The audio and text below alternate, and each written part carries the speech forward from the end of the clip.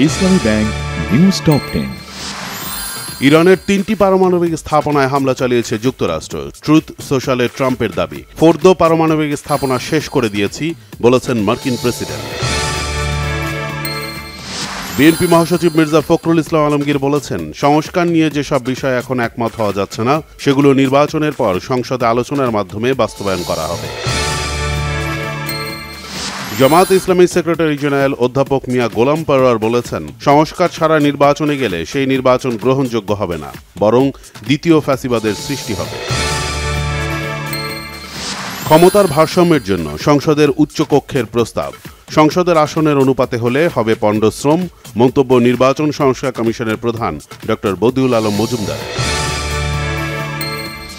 অন্তর্বর্তীকালীন সরকারের প্রধান উপদেষ্টা ড মোহাম্মদ ইউনূস বিবিসিকে এক সাক্ষাৎকারে বলেছেন, আগামী নির্বাচনে আওয়ামী লীগ থাকবে কিনা নির্বাচন কমিশনের সিদ্ধান্তের উপর তা নির্ভর করছে।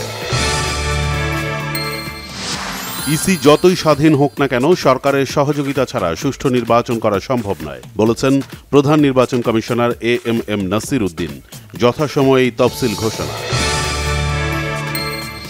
পরিকল্পনা উপদেষ্টা ড ওয়াহিদুদ্দিন মাহমুদ জানিয়েছেন, বাজেটে কালো টাকা সাদা করার সুবিধা তুলে দেয়া হবে, রাখা হতে পারে অপ্রদর্শিত অর্থ হিসেবে।